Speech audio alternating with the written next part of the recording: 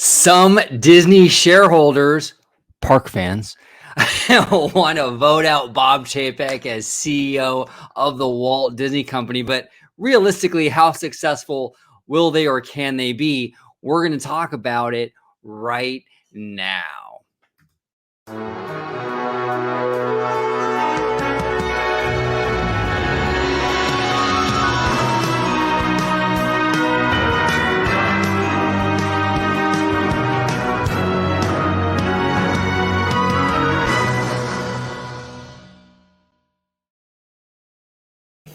Hey, everybody, welcome aboard. Welcome aboard to another episode of Orange Grove 55.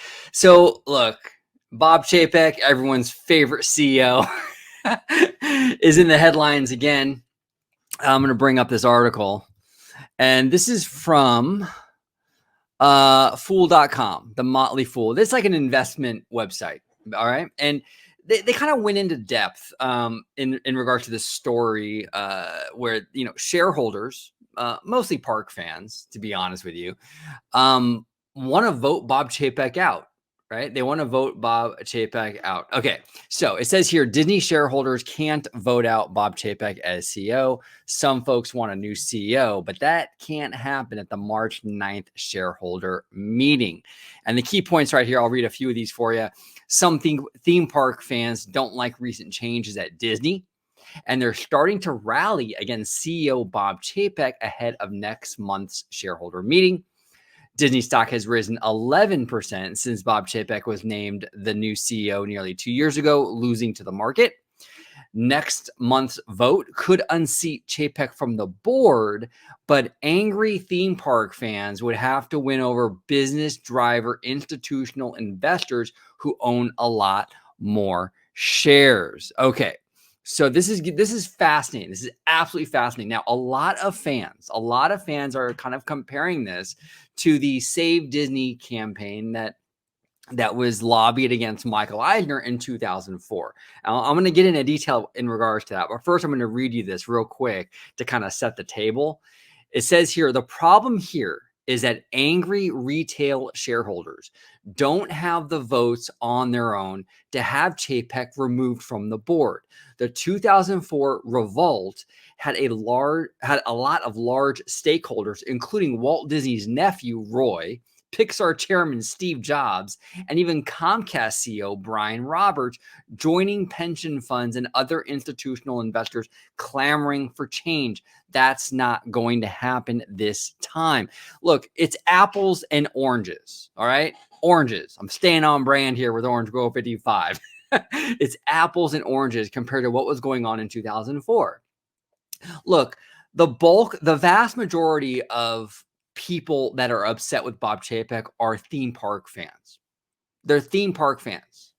Okay, the film community didn't like Chapek for like a month or two when that whole ScarJo drama was happening over the summer. But for the most part, the anger is coming from the park fans. It's not coming from other sides of the company, other fandoms. It's not coming from the investors. It's coming from theme park fans. Now, when Michael Eisner was CEO, the company was having major problems, both financially and creatively. They were releasing movies like Chicken Little, Home on the Range that were, flopping at the box office. You had parks like, California Adventure 1.0, which were doing very poorly, very disappointing. The business end of the company was not doing that great. Creatively, it was not doing that great. There was a lot of fuel, to sort of push this anti-Michael Eisner thing, which we just don't have right now with Bob Chapek. Creatively, the company is chugging along just fine. Okay, a lot of the movies are doing very, very well in theaters. The theme parks are doing very well. We just saw with the last quarter. Disney Plus is doing well. There's just financially and creatively, none of these problems exist like they did in 2004. It's an apples and orange situation. Now, look, I know a lot of you are going to say, oh, but Orange Grove, what about Abigail Disney? She's a Disney just like Roy Disney, and she's super unhappy with the company too. Okay, look, Abigail Disney I don't believe, and I could be wrong on this, but I'm fairly certain I'm not. Abigail Disney is not a major shareholder to the Walt Disney Company like Roy Disney was. Okay. And Abigail Disney has never even worked for the Walt Disney Company. She's always been an outsider. She doesn't have a huge stake in the company. She's not a creative. She's not even like a business minded person necessarily. She is an activist. And there's nothing wrong with that. Look, I respect Abigail Disney. She is doing what she loves, her passion, which is activism and fighting for positive change. And I respect that. But in terms of the Walt Disney Company, she has very, very, very little leverage. Okay. Her disapproval of Bob Chapek means next to nothing. Roy Disney, though, mattered because he had a lot of stake in the company. Steve Jobs fucking mattered. Okay. Brian Roberts of Comcast, who was trying to buy Disney at the time and pushing, again, another big name that mattered. Okay. So that's the difference. Just to have a handful of theme park fans who are upset that they can't get their Magic Key reservations, and they're upset about Lightning Lane, and they're upset about Genie Plus, and they own like maybe 50 shares. That's not gonna do anything. You're not gonna oust Bob Chapek, or it's not gonna happen, you guys. It's just not gonna happen. Okay. So the next paragraph says, let's start with what's eating Disney fans on the state of the media giant.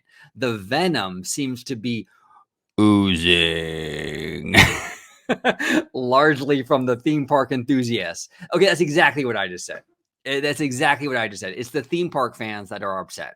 That's the faction of the fandom that's really pissed off right now. And that's basically it.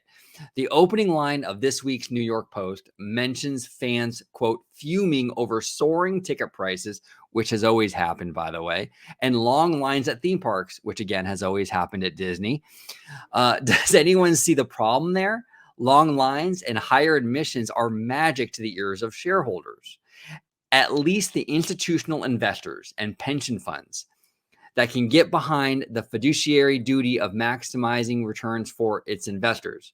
One can also argue that if lines are long despite rising prices and suspended sales of many annual pass types, it has the price elasticity to be even more expensive. Okay, so look, this is obviously seen through a very much like a finance Wall Street perspective. When he says, does anyone see a problem with that in regards to, higher ticket prices and everything? I understand that. It's a total bean counter perspective. But look, the overall message here is that there's theme park fans that are very upset. But the fact of the matter is that the ticket prices are very, very high, and people are still lining up in droves to go to these parks. So from a stockholder perspective, from an investor perspective, this is not a bad thing. There is no way that there will be enough momentum to vote Bob Chapek out. The company is not performing poorly right now. It's quite the opposite. The quarterly results that we just got a few days ago were fantastic. The numbers were fantastic. Now, my dear friend and collaborator on the channel, Vash Sky, brought up a fantastic point. It's a great quarter, but at what cost? Is it going to ruin Disney's prospects going forward? Is it going to burn bridges with fans? Hey, those are all very fair points to make, and that's very much up in the air, very, very much in question still. We don't know what that's going to be. But in terms of right now, in terms of March 9th, Chapek is absolutely safe. Absolutely safe. I'm sorry, park fans. I know. But he's safe. He's not going anywhere. Okay, so last thing here, it says Disney stock has been disappointing lately, but things aren't as bad as you think. Bob Iger handed Chapek the keys to the kingdom at the end of February 2020 when the world was on fire. Disney shares have risen 11% under Chapek's watch, losing to the market, but not the negative return one might expect for a company operating theme parks and cruise lines while providing movie theaters with content. Again,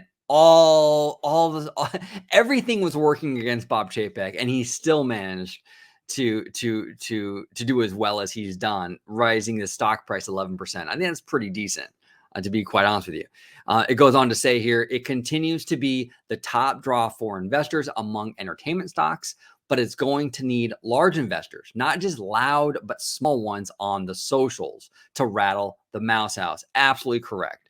The Motley Fool is a great website, you guys. If you are into investment stuff, or you're just into Disney stuff, like investment stuff in regards to Disney, check out the Motley Fool, because they do really great work here.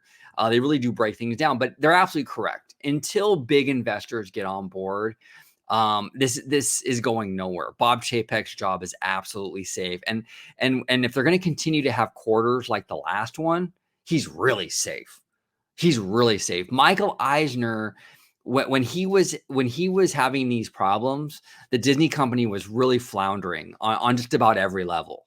You know, I mean, some of the top performers in the movie theaters right now, Spider-Man: No Way Home, these are all Disney movies. They're kicking major ass theatrically on streaming. The theme parks are bouncing back.